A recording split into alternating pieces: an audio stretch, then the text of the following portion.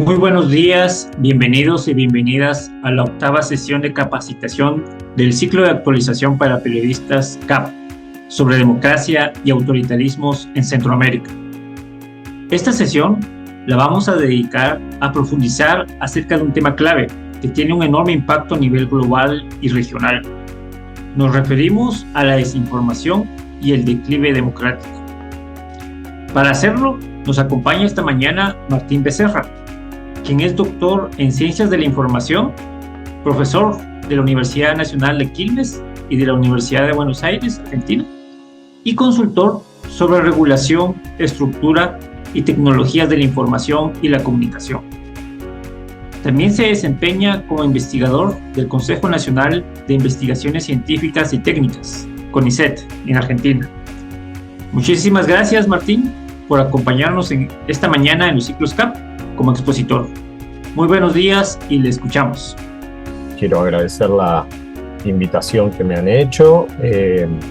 Yo voy a hacer una exposición sobre temas de desinformación y declive democrático y por supuesto voy a quedar a disposición en la segunda parte de nuestra sesión para compartir con ustedes sus comentarios, sus preguntas y sus reflexiones con mucho gusto. Como les decía, el tema es desinformación, plataformas digitales y declive democrático. En esta conversación vamos a tratar de identificar algunas tendencias fundamentales acerca del uso de redes sociodigitales. Vamos a intentar identificar quiénes son los actores que están más comprometidos en, podríamos decir, el troquelado, la configuración de la conversación en plataformas digitales. Identificar qué daño provoca la desinformación en estos entornos de conversación no presencial. Y por último, la responsabilidad en particular de las grandes empresas, de las Big Tech, de las grandes plataformas en este sentido. Ahora acabo de cambiar de pantalla, espero que ustedes puedan ver que hay una fotografía que se viralizó, ¿verdad?, de Elon Musk. En ese momento él era todavía funcionario de este segundo gobierno de Donald Trump. Y al mismo tiempo, como sabemos, es un enorme contratista tecnológico del gobierno del Estado en Estados Unidos, porque tiene contratos para proveer servicios de defensa, conectividad, infraestructura vinculada con eh, la los servicios satelitales, y en este sentido es una figura que, por supuesto, nos interesa mucho, más allá de que probablemente Elon Musk sea hoy una persona mucho más radicalizada que otros grandes magnates tecnológicos que suelen tener una presencia pública un poco más matizada, ¿no es cierto? Eh, Voy a cambiar de pantalla nuevamente y lo que vemos a continuación es una sucesión de fotos de presidentes, en algún caso expresidente, en el caso de Jair Bolsonaro, expresidente brasileño, y en los otros casos son presidentes o mandatarios que están a cargo de algunos de nuestros países americanos, por supuesto, siguiendo un poco el guión de Donald Trump en particular, pero cada uno de ellos con sus propias características. Podríamos poner otros que nos hablan ciertamente de un cambio de época, en el sentido de que se trata de líderes que tienen una gran presencia comunicacional, en el sentido de que están obsesionados con una presencia permanente que les garantiza la conducción de la agenda, ¿no es cierto? Establecer la agenda pública, la agenda de conversación pública, incluso a riesgo de contradecirse ellos mismos respecto de lo que dijeron ayer o hace un mismo minuto, ¿no? O sea, no hay un problema, no tienen estos líderes un problema de coherencia interna de discurso, abandonaron toda pretensión, perdón, abandonaron toda pretensión para eh, enhebrar discursos coherentes y lo que logran con su hiperactividad mediática justamente es controlar, establecer la agenda pública. Por supuesto, ese control de la agenda pública, esto me interesa subrayarlo, no se realiza solamente por sus dotes carismáticas, en el caso de quien crea que alguno de ellos tenga dotes carismáticas, sino que se realiza simultáneamente con el concurso de grandes medios de comunicación que hablan de ellos todo el tiempo, e incluso algunos de ellos eh, frecuentemente le dan entrevistas y están obsesionados con tener una presencia en televisión tradicional y al mismo tiempo son líderes que tienen una enorme presencia en redes digitales, en algunos casos utilizando, bueno, no sé si en todos los casos, utilizando recursos públicos para garantizarse tropas digitales, digamos, actividad y activismo digital que en parte, como digo, está sostenido con recursos públicos. Eh, lo que más me interesa en este sentido es subrayar que son presidentes que simultáneamente desarrollan una intensa actividad en medios tradicionales y en redes sociodigitales. No son excluyentes, no es que están solo en redes sociodigitales, están en ambas, ¿no? Eh, y ese control de agenda también se realiza, sería de mi parte deshonesto no mencionarlo, con una actividad represiva muy fuerte en el interior de sus países, es decir, con la representación, con la represión de la protesta pública, de la protesta social, con la persecución de grupos que pueden en algunos casos ser minorías, inmigrantes, por ejemplo, o en otros casos no ser minorías, ser mayorías, y que sin embargo son reprimidos sistemáticamente fronteras adentro. Entonces, el control de agenda no es un control, podríamos decir, solo discursivo, sino que es un control que está acompañado simultáneamente por un disciplinamiento de la sociedad que se realiza por las vías tradicionales. Esto también quiero enfatizarlo porque no se trata de líderes digitales, virtuales, inmateriales, sino que tienen un correlato muy directo, físico, en el disciplinamiento de los sectores sociales o de muchos sectores sociales al interior de sus propios países. Nuevamente voy a cambiar de pantalla y ahora vamos a ir a una parte de la presentación en donde voy a comentar algunas tendencias generales del uso de plataformas digitales, de Internet en general y de consumo o uso de información y de opinión en las redes digitales. Esta es una cita de la que ven en pantalla, es una cita de el Digital News Reports del Reuters Institute de la Universidad de Oxford, que dice que en 2024 el 43% de los jóvenes entre 18 y 24 años usaban las redes sociodigitales como fuente principal de noticias. 9 años antes, este número era de menos de la mitad.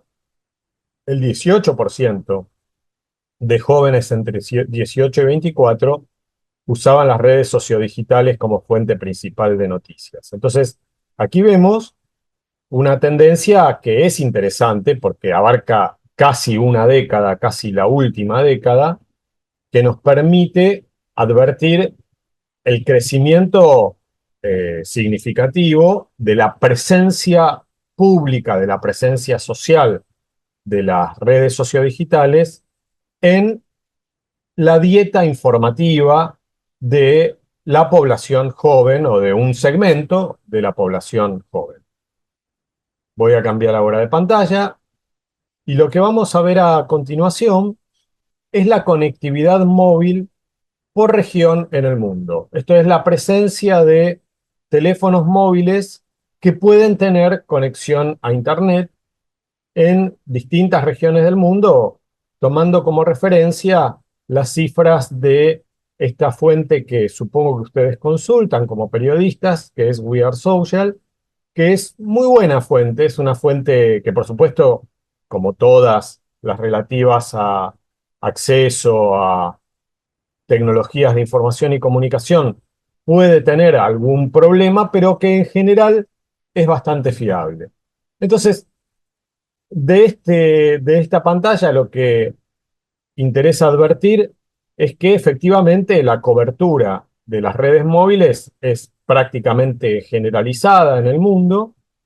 Eh, Solo en 3 regiones de África no supera el 90% y en una de las regiones de Asia tampoco, pero en el resto del mundo supera con creces el 85, casi 90%, en el Caribe 88%, pero eh, conviene siempre recordar que la conectividad móvil en buena parte del mundo, y sobre todo en América Latina y en el Caribe, la conectividad móvil depende de la capacidad económica que tienen los individuos de cargar crédito a las compañías de comunicaciones móviles. Entonces, la conectividad móvil no es un servicio estable, regular, a lo largo del mes.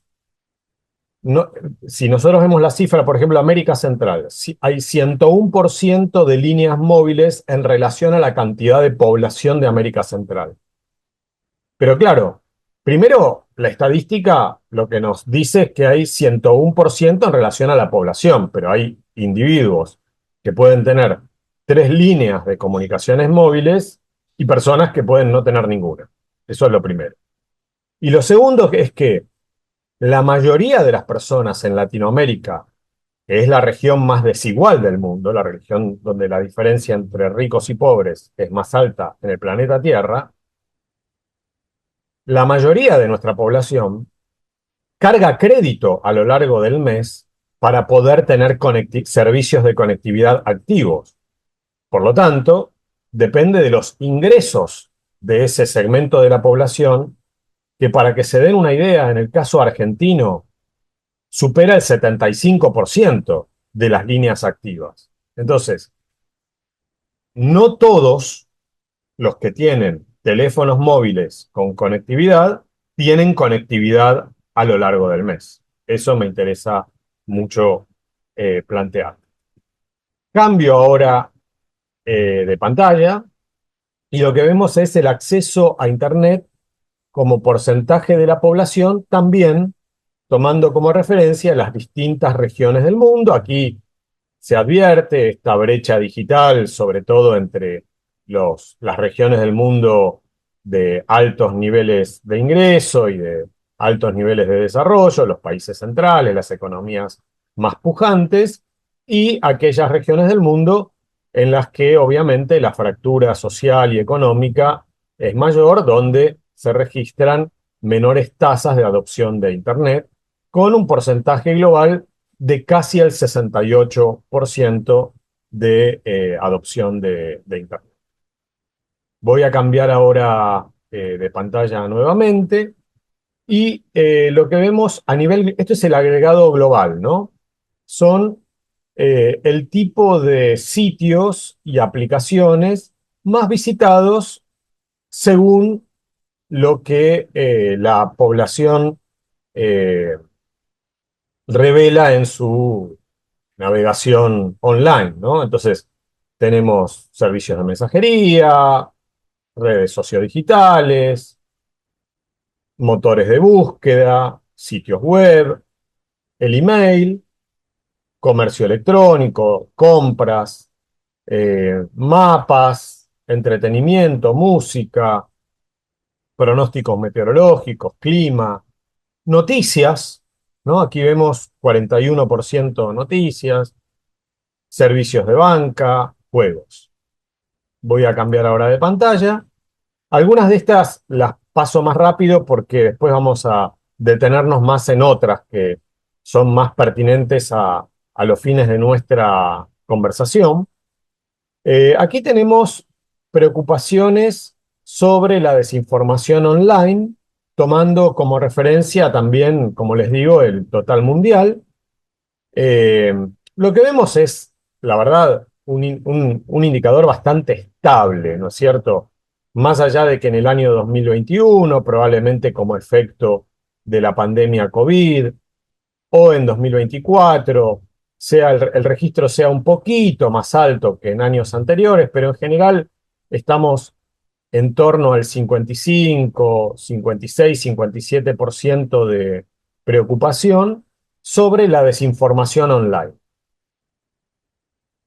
Marco como hipótesis que el indicador de 2021 es un poquito más alto, el indicador de 2024 también es un poquito más alto. Creo yo que esto, como hipótesis, podemos atribuirlo también a la masificación ya muy consolidada de las herramientas y aplicaciones de inteligencia artificial generativa, que efectivamente contribuyen a la circulación masiva de imágenes, de sonidos, que la población mundial, lenta pero efectivamente, advierte que pueden ser adulterados, ¿no es cierto?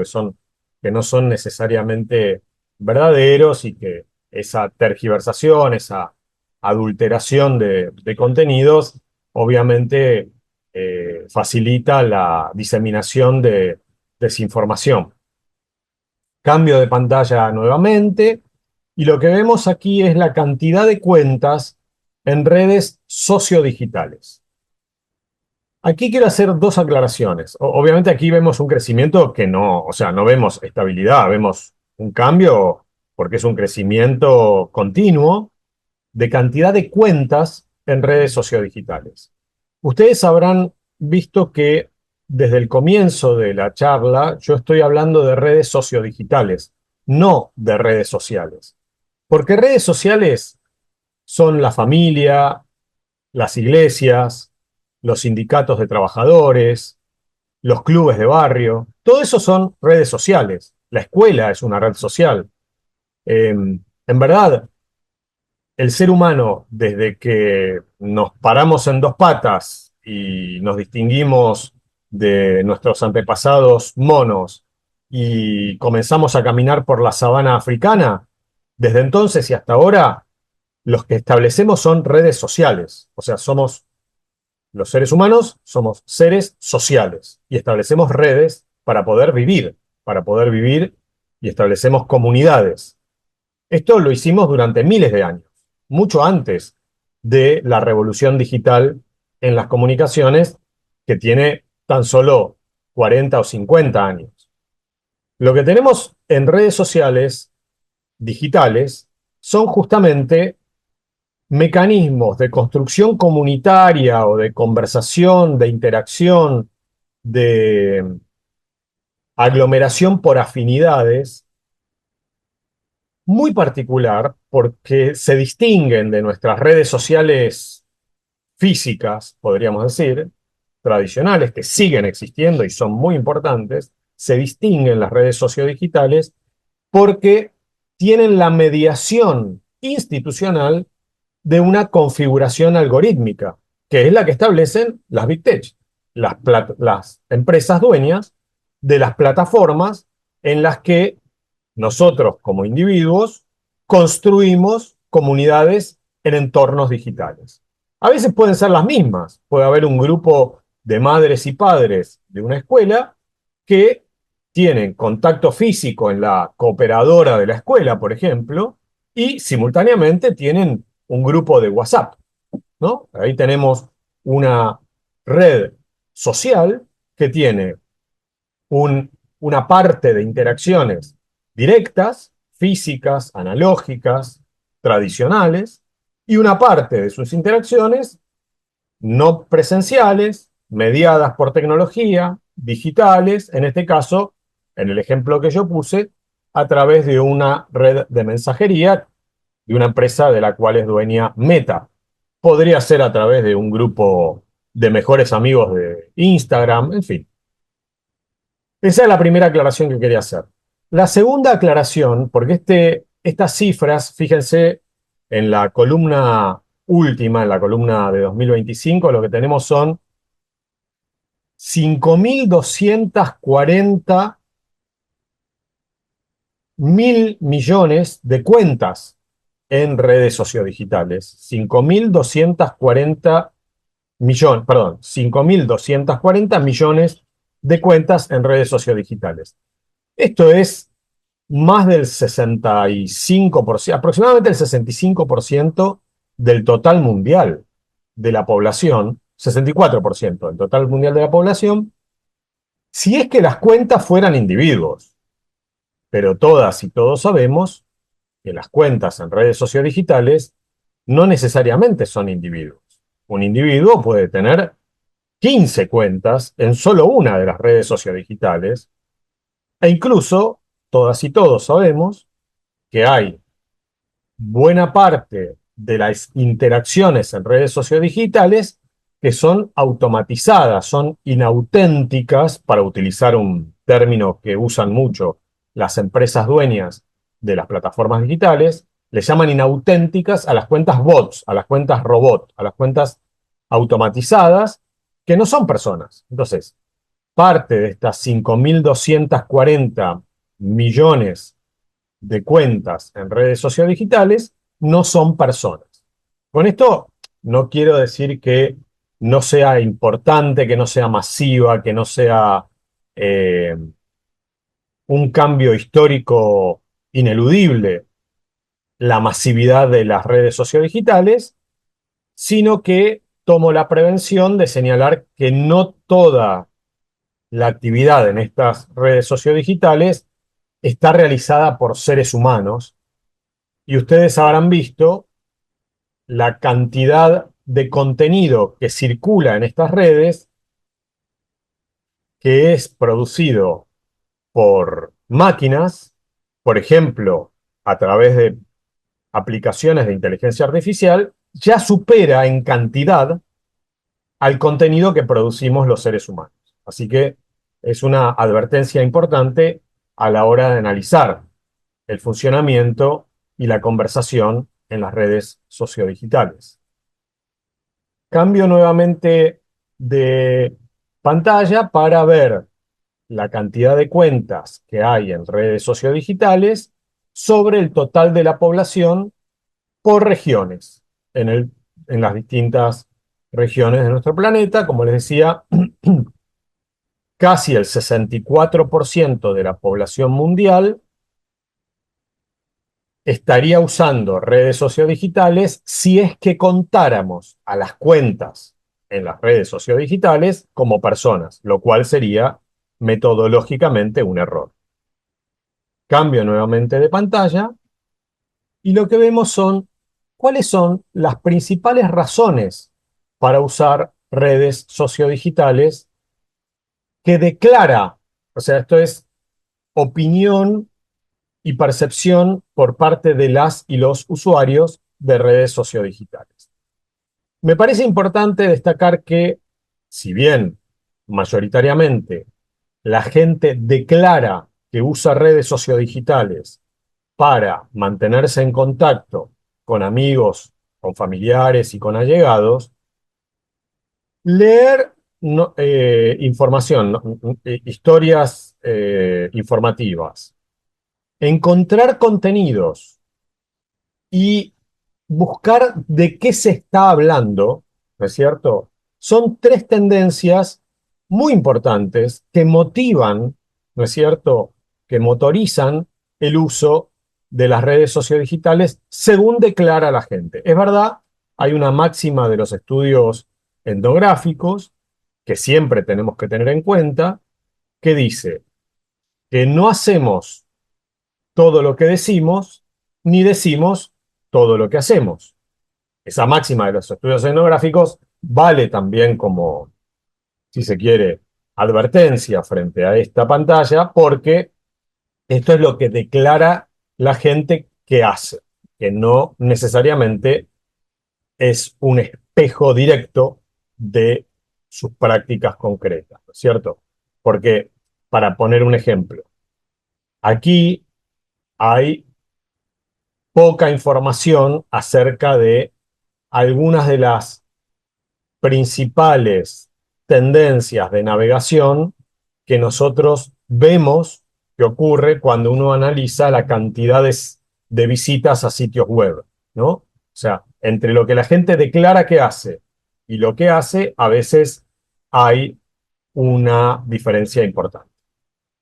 Cambio ahora de pantalla y lo que vemos aquí es la cantidad de cuentas activas en redes sociodigitales en el mundo, donde tenemos en primer lugar a Facebook, en segundo lugar a YouTube, en tercer lugar a Instagram, luego WhatsApp y luego TikTok. Y después tenemos algunas redes, por ejemplo, de propiedad de... Bueno, TikTok es de una empresa china, WeChat es de una empresa china y hay otras que también aparecen más abajo que son de empresas chinas, mientras que las cuatro principales son de Meta y Google, ¿no es cierto? De Estados Unidos.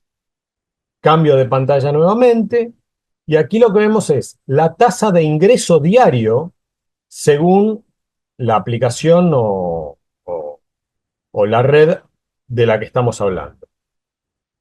Con una diferencia importante, la tasa de ingreso diario a WhatsApp es superior a la de TikTok, a la de Line, a la de YouTube, Facebook, Instagram, etcétera, ¿no? O sea, servicios de mensajería como WhatsApp o como Line tienen una tasa de ingreso diario más alto que otras redes sociodigitales, suponiendo que a los servicios de mensajería los llamamos redes sociodigitales. Esa sería una discusión que podríamos dar y que en el caso de WhatsApp es interesante porque WhatsApp va copiando algunas de las funcionalidades que tienen las redes sociodigitales más conocidas, algunas de propiedad de Meta. Cambié de pantalla ahora para ver cuáles son las motivaciones para usar cada una de las siguientes aplicaciones o redes y destaqué en este rectángulo verde. Yo digo verde, pero soy daltónico, así que yo lo veo verde. Puede ser no sé, de otro color, pero supongo que es verde. Destaqué en el rectángulo verde, pongámosle, eh, mantenerse al día con noticias y eventos de actualidad, ¿no es cierto? Y entonces vemos que la motivación para acceder a noticias, para acceder a información de actualidad, es una motivación importante, incluso en redes, que no es la principal tendencia mantenerse al día. Por ejemplo, en Instagram es compartir o acceder a fotos y videos, pero mantenerse al día respecto de noticias y de lo que ocurre actualmente es casi el 55% de las motivaciones. Por supuesto, en la red X, anteriormente Twitter, esa motivación es superior, por un poco la naturaleza de esa red, la configuración de esa red es una red de breaking news, entonces lógicamente es una motivación superior, pero me parece destacable esta información que estoy compartiendo, este dato que comparto, para lo que vamos a ver a continuación, ¿cierto? Y aquí dice el porcentaje de usuarios que dicen que el acceso a noticias es la principal razón para el uso de las redes sociodigitales que realizan. Y acá vemos también bastante estabilidad. Prácticamente un tercio del total de los usuarios dicen que la principal razón del uso de redes sociodigitales es acceder a las noticias. Esta es, me parece, un gráfico interesante, que incluso creo que es doblemente valioso porque para quienes se dedican al periodismo y trabajan en medios de comunicación, revela que, digamos, que es una necesidad social acceder a noticias a través de redes sociodigitales. Ahí cambié de pantalla, supongo que van a ver una que se llama Nuevo Orden.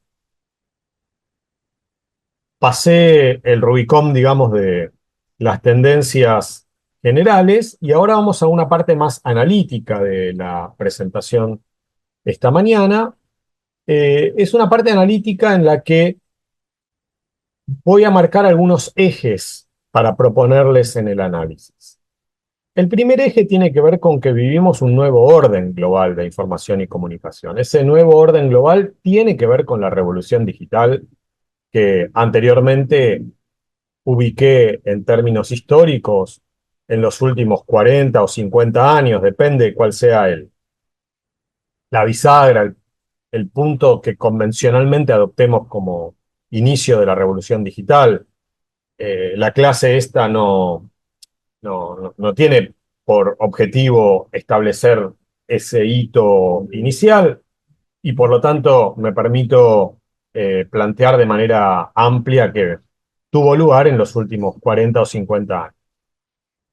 Esa revolución digital condujo, alberga, digamos, algunos procesos que son fundamentales. Un proceso fundamental tiene que ver con la ruptura de la integración vertical que existía entre los medios de producción de información, de noticias, de opinión, de entretenimiento y su distribución social. Quiero decir con esto que hasta hace 30 años, hasta que la revolución digital comenzó a ser percibida y masiva en aplicaciones y servicios, hasta ese momento, las instituciones que producían información, que producían opinión, eran las dueñas de los medios de producción, es decir, tenían una redacción, tenían un estudio de televisión, tenían una emisora de radio, una antena, equipos, editores, una imprenta para imprimir un diario o una revista, y al mismo tiempo controlaban la distribución social y por lo tanto podían controlar la comercialización de esos productos, es decir, podían vender publicidad, podían vender productos, podían vender periódicos. Entonces, quien controlaba la producción, controlaba la distribución y la comercialización. Eso se rompió. La revolución digital establece, por primera vez en la historia de las comunicaciones masivas, una bisagra, un corte, mejor dicho, un corte entre el proceso de producción, que es muy costoso, o sea, tengo una redacción, edito un diario, tengo un estudio de radio, realizo producción radial, y la fase de la distribución, que ahora está cooptada por las grandes plataformas digitales. Entonces, tengo un estudio de televisión, pero la visualización del contenido que costosamente produzco depende de una plataforma de distribución de mis contenidos audiovisuales que se llama YouTube o que se llama Twitch. En un caso, la dueña es Google, en otro caso, la dueña es Amazon. Bueno, esa ruptura habla de un nuevo orden porque obviamente desfinancia, le quita control económico, le quita peso económico a quienes costean, sostienen económicamente la producción de información y de opinión y por lo tanto, al quitarle peso económico, lo que ocurre es que pierde calidad, pierde volumen y recursos el proceso de producción. Esa precarización de la producción de información, de opinión, esa precarización, esa debilidad económica, tiene que ver con un contexto de profundización de campañas de desinformación, porque la factura profesional del proceso productivo es erosionada, es horadada, es debilitada por este nuevo orden global. Y a quienes detentan hoy el poder privilegiado de poner en circulación social amplia, de distribuir esos contenidos, que son las plataformas digitales, no les interesa como modelo de negocio que la factura profesional de la producción de información y opinión sea cuidada, sea curada en su calidad y en el control de su verosimilitud. Por eso es importante siempre advertir que los medios de comunicación tradicionales no han muerto. Cambia su lugar social. Yo en la Argentina, que hay colegas, algunos que tienen amplia trascendencia en América Latina, que hablan de la muerte de la televisión hace 40 años, discuto con ellos porque en realidad no ha muerto la televisión. Lo que ha muerto es el control, o lo que tampoco ha muerto, sino lo que se ha debilitado de manera estructural es el control de la circulación social y de la rentabilización económica de los contenidos que la televisión sigue produciendo y que siguen siendo importantes. Fíjense la obsesión de presidentes como puede ser Donald Trump o puede ser Javier Milei en la Argentina para aparecer en televisión. O sea, no deja de ser importante, incluso desde el punto de vista de la política profesional. Este es un contexto que algunos autores llaman post-elitista, en el sentido de que la masificación de aplicaciones, servicios y redes digitales contribuye a la desjerarquización de la conversación pública. Entonces, alguien puede decir en plena pandemia, pero ¿qué sabe el Premio Nobel de Medicina sobre la eficacia de las vacunas? Yo sé más. Y uno dice, pero escúchame, vos no estudiaste medicina. ¿Cómo vas a saber más que un Premio Nobel de Medicina? Entonces, lo que vemos constantemente en distintos temas de dominio público, sobre todo en temas muy sensibles, como puede ser, por ejemplo, la vacunación o no obligatoria de la población en episodios como puede ser una pandemia, lo que vemos es que hay una desjerarquización, ¿no? Es decir, donde todas las opiniones se presumen iguales. El contexto previo a la revolución digital era un contexto jerarquizado, ¿no? Un contexto elitista, donde quienes publicaban notas en medios de comunicación era, por ejemplo, el presidente del Colegio de México, de Médicos, perdón, de México. Entonces, bueno, había una suerte de valoración de, de ciertas acreditaciones científicas, profesionales, que habilitaban a una persona, por el cargo que ejercían, por los conocimientos acumulados en algún tipo de materia, a difundir su opinión. Mediado, obviamente, por los dueños de los medios de comunicación y por los periodistas que trabajaban en los medios de comunicación. En el contexto post-elitista, cualquier cuenta en cualquier red social puede impugnar, discursivamente, por supuesto, el conocimiento acreditado a nivel profesional o a nivel científico. Otro eje que tiene que ver con nuestra época es el de la democratización, de la presunta democratización, que supone el acceso masivo a aplicaciones y redes digitales.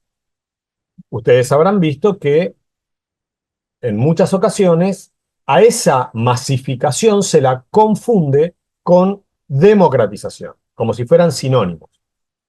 Pero en realidad no hay una democratización porque lo que vemos es una erosión del Estado de Derecho. Esa erosión del Estado de Derecho la podemos sostener en algunos indicadores muy concretos.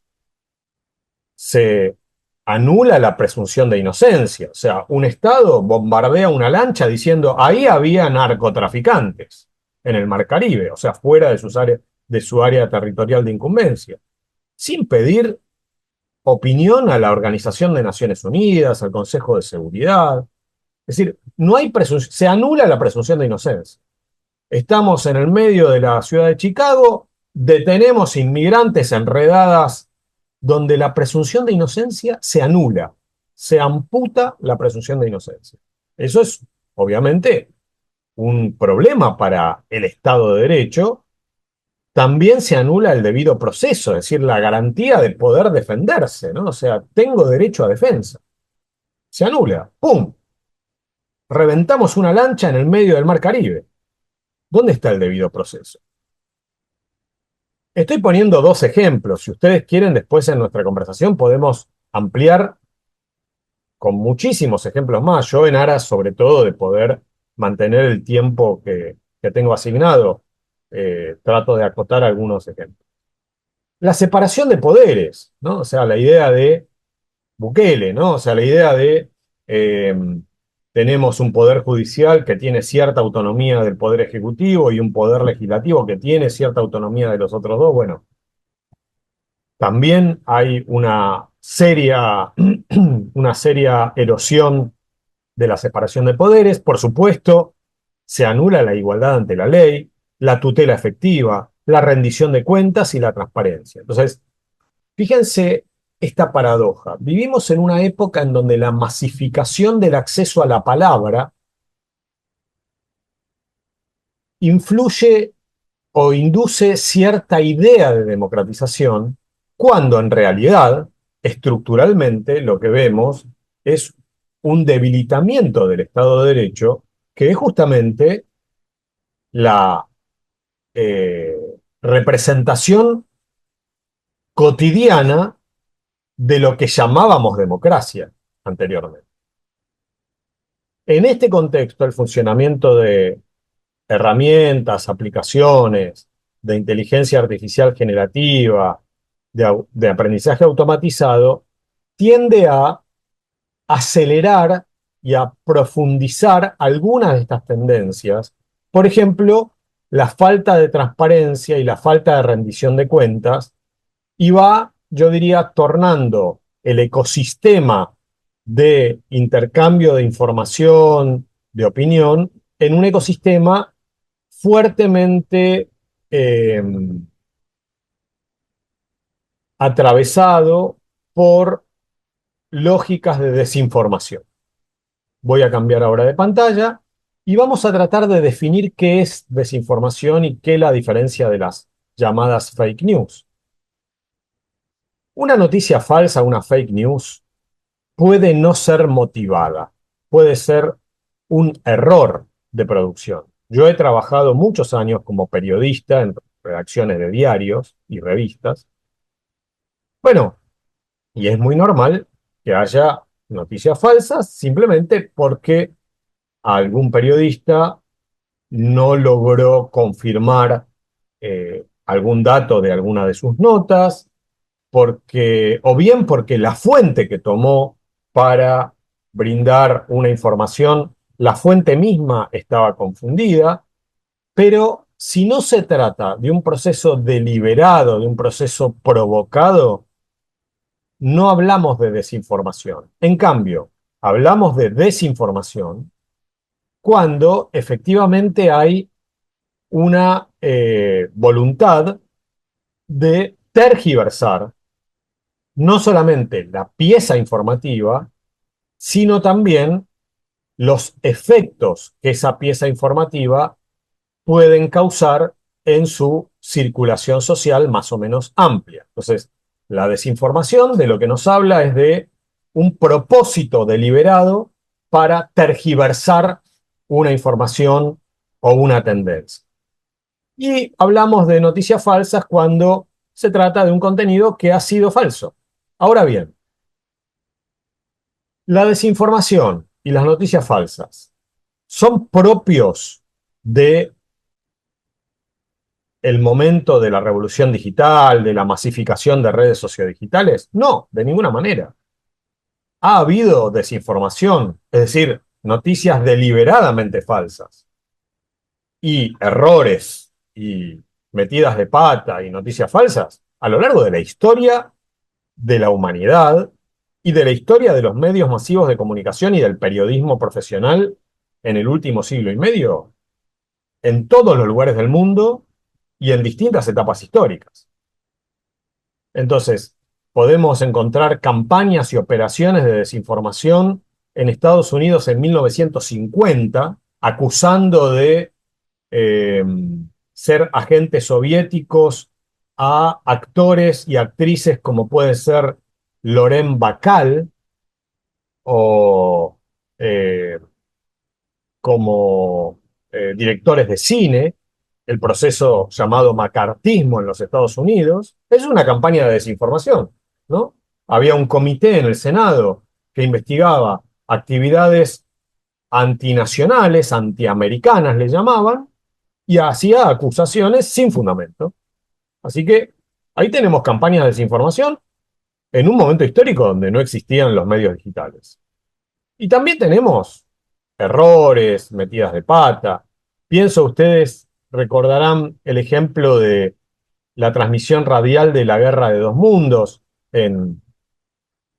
por parte de Orson Welles en la CBS en el año 38 en los Estados Unidos, vísperas de la Segunda Guerra Mundial. Bueno, con la supuesta invasión marciana. Eso es una metida de pata. Ellos habían aclarado al comienzo del programa de radio que se trataba de una ficción, pero había gente que sintonizaba el programa una vez comenzado y que creyó, en su ingenuidad, que efectivamente había habido una invasión marciana a la Tierra. Bueno, quiero decir que no se trata de algo actualmente novedoso, pero sí es novedosa la personalización de la dieta informativa que las plataformas digitales configuran para cada una y para cada uno de nosotros en función de la violación de nuestra privacidad y de la explotación de nuestros datos personales y de nuestra historia digital, de nuestra historial de visitas, chats, búsquedas que hemos hecho en Internet. Entonces, esa personalización de la dieta informativa estimula las campañas de desinformación porque lo que tenemos es una especie de customización, de individualización de cuáles son los intereses que, por ejemplo, al señor Martín Becerra, que vive en la ciudad de Buenos Aires, que tiene determinada edad, que ha visitado tales sitios web, que ha chateado con estas personas, que ha hecho tales palabras en la herramienta de búsqueda de Google, que le ha pedido a ChatGPT determinado tipo de búsqueda también. Entonces, para mí, Customiz, que ha comprado camisetas del Club Atlético Boca Juniors, o sea, para mí, o que consume tal música, ¿no? Que tengo todas estas características, hay un diseño específico de feed de organización de contenidos por parte de Instagram, que es distinto al feed de contenidos que tiene mi hermano o que tiene cualquiera de mis amigos, ¿no? Entonces, la producción de desinformación y la difusión de desinformación vinculadas con un modelo de negocios de plataformas digitales que personalizan la información, sí es novedoso. Eso es lo novedoso. En un ambiente en el que colaboran distintos y múltiples agentes o actores y organizaciones, y que ahora vamos a ver algunos de ellos. ¿Cuáles son esos actores? Por un lado, políticos profesionales y poderes estatales. Nosotros antes hemos visto la fotografía de algunos presidentes o expresidentes del continente americano. Bueno, ahí vemos, no es necesario ser una cuenta anónima en X para difundir operaciones de desinformación. Eh, Donald Trump es un agente, es una usina de difusión de operaciones de desinformación. Nayib Bukele es una usina de desinformación. Daniel Ortega es una usina de desinformación. Javier Milei es una usina de desinformación. Entonces, quienes confunden la desinformación con el anonimato, lo que están confundiendo es la amplificación de las operaciones de desinformación que en muchos casos tienen origen en grandes actores de la política profesional y del poder estatal. ¿No es cierto?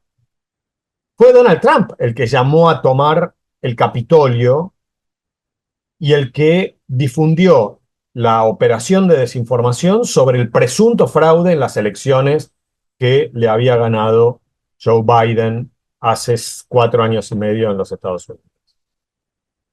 Lo mismo pasa con las plataformas digitales.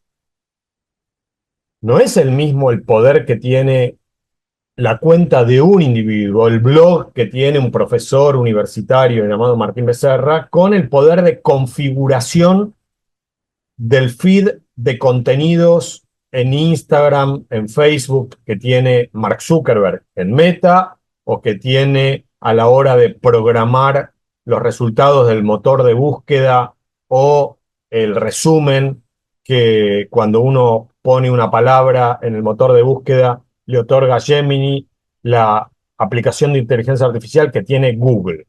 ¿No es cierto? O sea, en un caso, troquela, es decir, configura la dieta informativa de miles de millones de personas, y en otro caso, bueno, el alcance es muy modesto, muy limitado, muy silvestre. Otro actor a la hora de pensar responsabilidades en la producción y difusión de operaciones de desinformación son los medios de comunicación, como les decía anteriormente. Cuando el New York Times en el año 2003 reconoce que había avalado la invasión a Irak, tomando como referencia una sola fuente, que era la de la Casa Blanca, y hace un mea culpa el New York Times diciendo, y la verdad tendríamos que haber consultado otras fuentes informativas. Por ejemplo, en ese momento, la BBC dijo que no había armas químicas en Irak. Recuerden que la supuesta existencia de armas químicas fue la excusa, el pretexto falso que tomó Estados Unidos y Gran Bretaña para invadir Irak en aquel momento. Entonces, cuando la BBC investiga y no hace lugar, no le da amplificación a la campaña de desinformación, ahí hay una responsabilidad de un medio de comunicación que chequea su información. Paradójicamente, en Estados Unidos, un medio privado, una empresa privada, la BBC es una empresa pública, sí se hizo eco de una sola fuente, que era la fuente gubernamental, interesada en invadir un tercer país, otra vez sin participación de la ONU. Y entonces, ahí vemos una responsabilidad de los medios de comunicación como empresas a la hora de difundir operaciones de desinformación. Además, hay otras empresas y corporaciones económicas que también tienen su participación a la hora de difundir operaciones de desinformación y también organizaciones de la sociedad civil. Esto es importante marcarlo y también hay que marcar que no todos estos actores tienen la misma responsabilidad, o sea, hay una asimetría, es valorativo, quiero decir, forma parte de nuestra legítima valoración, de nuestra ponderación, diferenciar, si es que queremos, según el país, según el caso histórico que consideremos, si es más importante la participación de la política profesional en un caso, de los medios de comunicación en el otro, de las organizaciones de la sociedad civil, de las plataformas digitales. O sea, según cada caso, es legítimo distinguir cuál de estos actores participa más activamente o menos activamente a la hora de producir y amplificar operaciones de desinformación. A la hora de ponderar, yo, Martín Becerra, pondero mucho a los señores que están en esta foto. A Mark Zuckerberg, ¿no es cierto? Eh, a Sundar Pichai, a Elon Musk. O sea, yo pondero al capo de Amazon y del Washington Post. O sea, yo pondero a algunos actores que hoy tienen la capacidad de controlar los flujos de información y de entretenimiento, porque son gatekeepers, son guardianes de acceso a la información y el entretenimiento global, por encima de un presidente. Por supuesto, un presidente, sobre todo en un país con un régimen autoritario, pongamos el caso de El Salvador o de Nicaragua, puede ser todopoderoso al interior de su país. De todas formas, en el contexto del continente americano, esos presidentes casi todopoderosos, podríamos decir, son la excepción, no son la norma. No es el caso de Milei en la Argentina o de Bolsonaro en Brasil. No fueron todopoderosos, aunque tienen mucho poder. Trump en Estados Unidos no es todopoderoso, aunque tiene mucho poder. Vieron que un poco la discusión es si eso no es un monarca, ¿no? Si es un monarca absolutista o no. En principio no tiene todo el poder. Ahora bien, aun si un presidente fuera todopoderoso, si anulara totalmente eh, si anulara completamente la división de poderes y se convirtiera en un monarca absolutista, aún en ese supuesto caso, no tiene el poder global que tiene Amazon, que tiene Google, que tiene Meta, o que tiene Starlink, X, Tesla y SpaceX, ¿no? O sea, o Apple, ¿no? Tenemos en un caso un dominio de un país determinado, de una nación determinada. En otro caso, lo que tenemos es un dominio global que además no es contingente al mandato de un presidente, sino que se extiende en el tiempo. La plataformización de Internet ya tiene aproximadamente 15 años consecutivos, donde las grandes empresas fueron y siguen siendo las más importantes de la economía mundial y, por supuesto, de la distribución de información a nivel global. Voy cerrando con lo siguiente. Voy a pasar la pantalla para poder ir cerrando con lo siguiente. El poder de estas grandes plataformas es el poder sobre lo que se dice, es el control sobre lo que circula. Ustedes ya hemos visto que hay cancelación de cuentas, por ejemplo, en 2020 a Donald Trump, ¿no? O sea, suspensión o cancelación de cuentas. Hemos visto también que hay censura algorítmica por vía del shadow banning, es decir, disminuir la visibilidad, el alcance, la exposición de determinados hashtags, de determinadas cuentas, de determinados temas de conversación, porque lo deciden algorítmicamente con su programación y su configuración las propias plataformas, o sea que hay censura privada algorítmica. También hay censura directa estatal, que no es solo censura gubernamental. Si a ustedes les interesa, después podemos analizar el caso del Tribunal Supremo de Justicia de Brasil, que el año pasado suspendió durante 2 meses el funcionamiento de X o Twitter en Brasil. Y eso no fue el gobierno, no fue el Poder Ejecutivo de Lula da Silva, sino que fue el Supremo de Justicia, que es independiente del gobierno.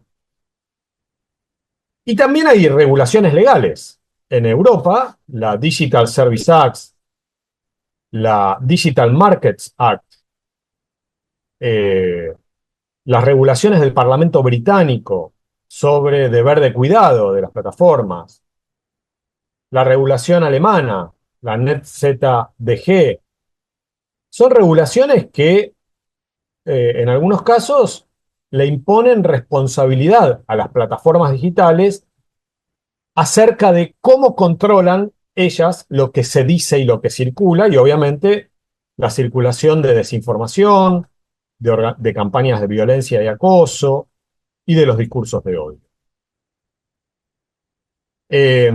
Este año, cuando Donald Trump asumió su segunda presidencia, ustedes saben que grandes plataformas como Google y Meta suspendieron su moderación de contenidos a través de organizaciones profesionales de verificadores.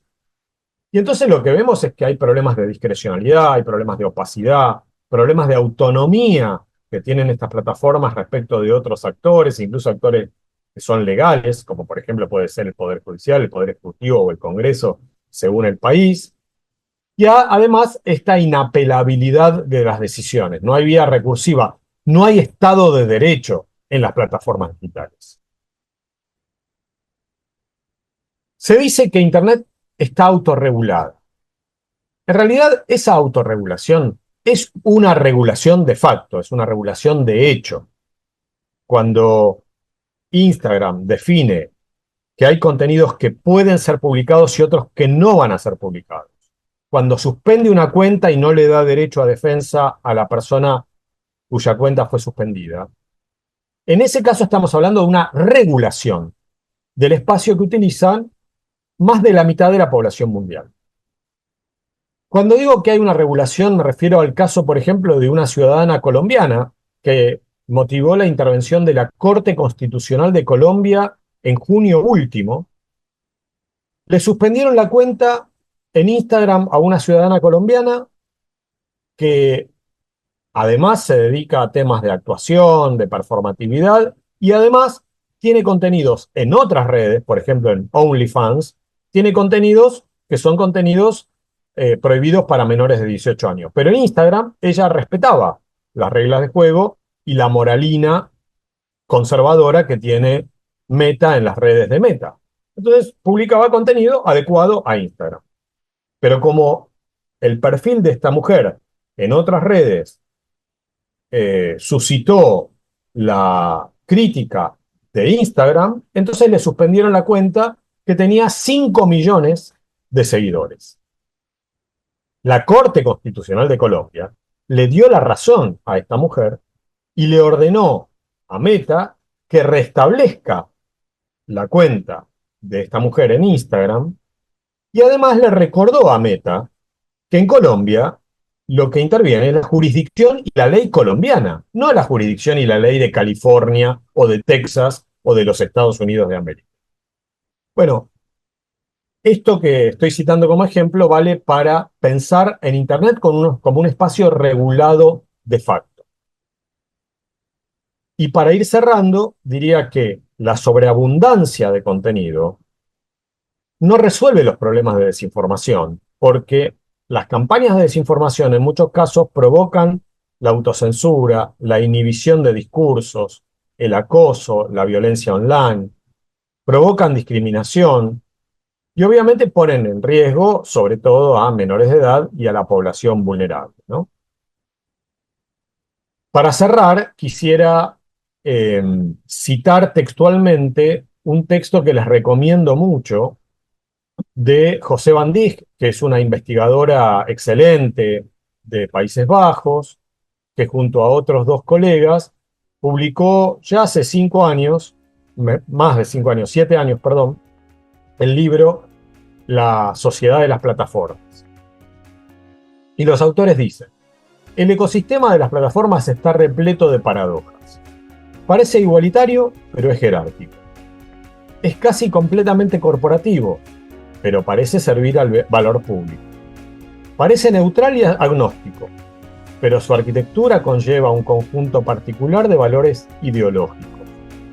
Los efectos parecen locales, mientras que su alcance e impacto son mundiales. Parece reemplazar al, entre comillas, Estado interventor con enfoques de arriba hacia abajo, por el empoderamiento del consumidor de abajo hacia arriba. Pero lo hace a través de una estructura altamente centralizada que no es transparente para sus usuarios. Muchas gracias al doctor Martín Becerra, profesor e investigador en Ciencias de la Información, por habernos acompañado en esta sesión de capacitación del CAP sobre democracia y autoritarismos en Centroamérica.